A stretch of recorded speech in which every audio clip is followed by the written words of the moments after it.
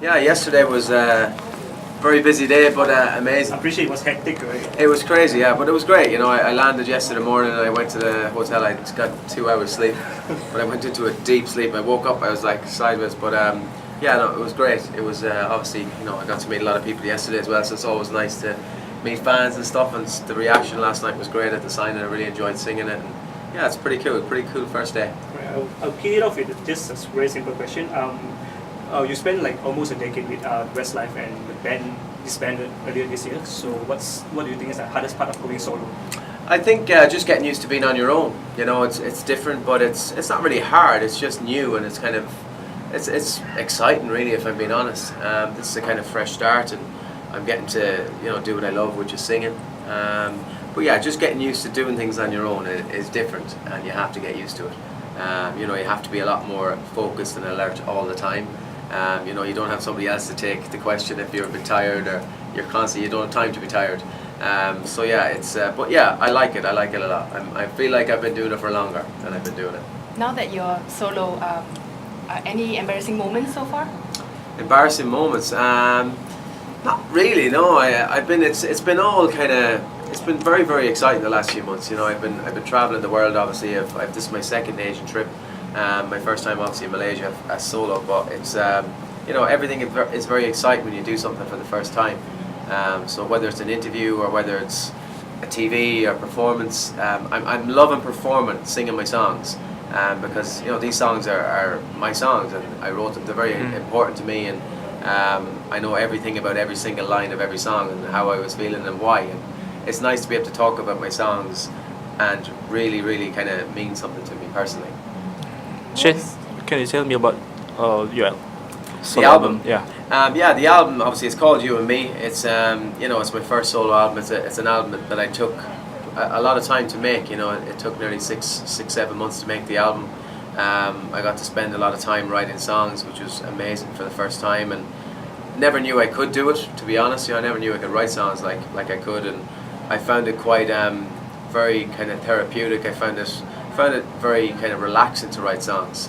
It was a way of just kind of getting stuff out, being able to talk about stuff and put it on paper and get feelings out, and a lot of stories that I never knew kind of was in me, that, and it's a nice feeling to have that, and something that kind of surprised me a lot. Like the first song I wrote was Everything to Me, my first single, so we got off to a pretty good start, and I kept it going. Then I got to go to Nashville, which was incredible, and write songs in Nashville, which is always pretty cool to do. Yeah, and it's upbeat folk kind of pop music, country pop music, and it's quite a positive album lyrically. Most of the songs are about my wife, or my kids, or just memories of the last kind of 15 years, 16 years. It's kind of I talk about individual things that happened, and when I was doing that, it was like they were true stories, so I found it quite easy to do that, because I wasn't lying, I wasn't making it up. So I just told the story and put music to it. Do you feel more exposed to write songs that about stuff that means something to you, like really means something to you, and they're true stories, and it's just a nice feeling. I don't mind the exposure at all. It's interesting to be able to talk about songs that and individually know each song and why you felt like that and what the story was about, and you're able to actually explain the songs to people, which is nice. But I love to sing. I don't mind singing on my own at all. I love that. I love singing it, whether it's in Westlife or on my own. To me, it's the same thing. I'm just on the stage, looking at the camera. That's what I did in Westlife as well. And but yeah, I'm singing these songs, so it's extra. It's not just a song that somebody else wrote or a song from years ago. It's brand new songs, which is great. After the band disbanded, have you ever thought of making another career move, like something away from music? No, it was always going to be music for me. I hoped it was going to be music. It's not something that you know for certain, but I think music is something that I love to do. It's something that comes naturally to me. I don't have to try and be good at it. I just try and just do my best, and if people like it, they like it. If they don't, they don't. I know I can sing, and that's just something that I feel natural doing. To do something else would be probably a bit more unnatural, but maybe, you never know. I never knew I could write songs, so maybe someday I'll if I was to do anything else, maybe a bit of acting or something, maybe, but maybe down the line, not right now.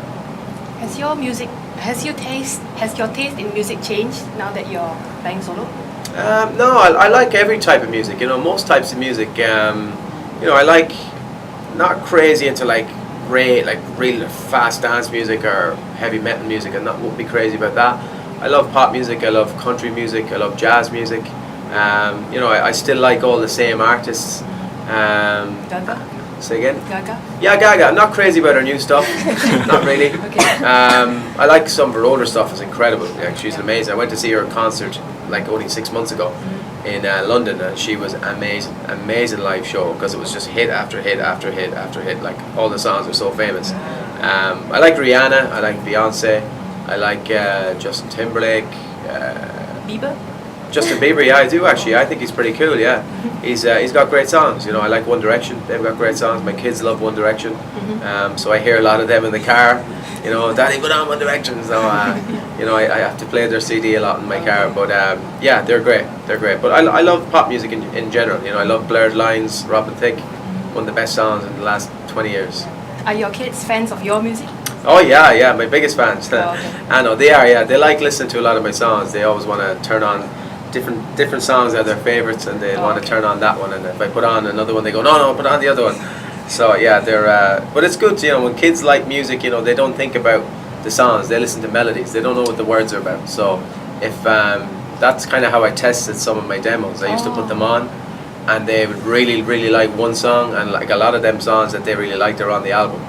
Because kids don't have to think about it. You know, if kids like it, music, it means the melody is quite good. So it's usually the lyrics are the next part. If they're good, that's a bonus. Which one is their favorite in the new album? Their favorite is probably Knee Deep in My Heart. Number 4, they love. What else do they love? They love Baby Let's Dance as well. Just the up-tempo stuff. They don't like the ballads. They're like, whatever. They're like, you know, they love Everything to Me, obviously, as well. The first song. What kind of feelings or emotion do you hope people will feel when they listen to your songs? What kind of message do you want to? Well, I try to keep the songs universal as well. You know, I try to keep the songs, you know, that other people can relate to them. I think that's the secret in songwriting. You know, you can write a story about something that's important to you, but you have to keep it universal. That somebody like you or you could relate to it and go, I had that feeling before. I remember when I fell in love, or when I had that person, or whatever it is. You know, everybody has a story. And I think if you keep things universal, it can reach out to a lot of people. So that's what I hope to do. But the message in the song is, you know, a lot of the songs are just like love letters. You know, they're love letters to my wife. And you know, we've had an amazing relationship for 16 years, and we're married 10 years this year. And I just got to write about like when I met you. Like the songs on there are literally things I've said to her. You know, it's funny when I look at them all together. But yeah, the whole message of the album is just, you know, this is how I felt in my life, and this is the girl I met, and this is what it's all about. And for me, it made me happy, and that's what You and Me is about. Me and my wife, but it's dedicated to the fans. The album is dedicated to my fans. This year hasn't been really a good year for you, like with the personal struggles and all. Yeah. So how do you think that episode has changed you as a person and as an artist? It's definitely changed me as a person. It's made me very. It's made me look at life in a very different way. You know, I don't think of money now as something that you have to have. You have to have enough to survive and look after your kids. That's all you need. But I look at it. I look at more to that music is important to me for lots of different reasons now. It's important to be able to sing. It's a great gift to be able to release an album. I look at things in a very, you know, more relaxed way. You know, success is important, but it's not everything. Money definitely isn't everything. I think if you have, you know, a healthy, happy family, that's your ahead straight away. You know, that's the most important thing. And just to be happy, you know, I just want to be happy in life. Singing makes me happy. My family make me happy. So, you know, if I get to look after them by doing this, that's perfect. What's your next plan? My next plan, it's basically this is the album is out now, so I'm kind of basically promoting this in every country. I go to Singapore tomorrow.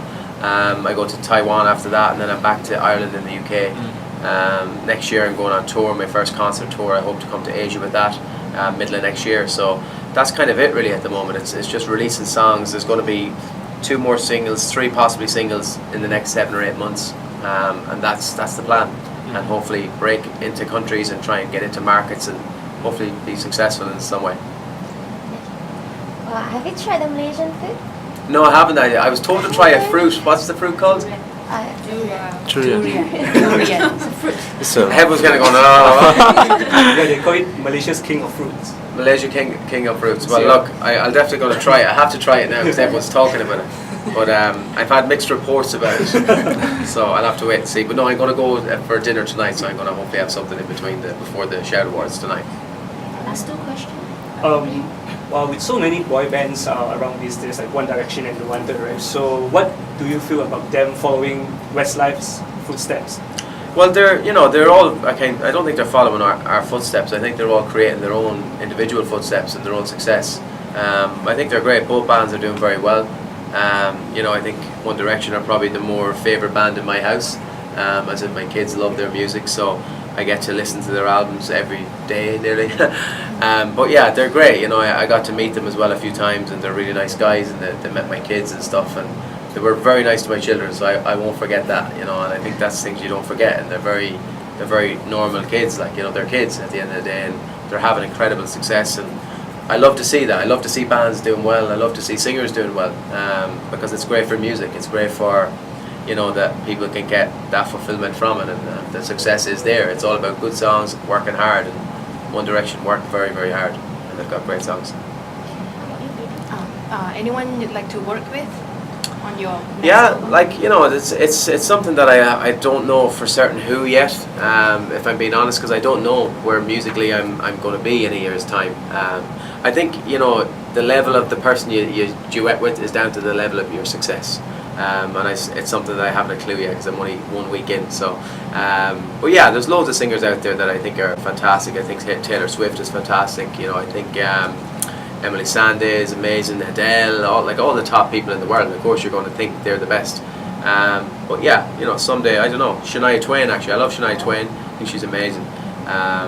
Garth Brooks, the country singer in America, he's one of my favourite singers of all time. So that'd be pretty cool too. Okay. Thank you. Thank you. Thank you.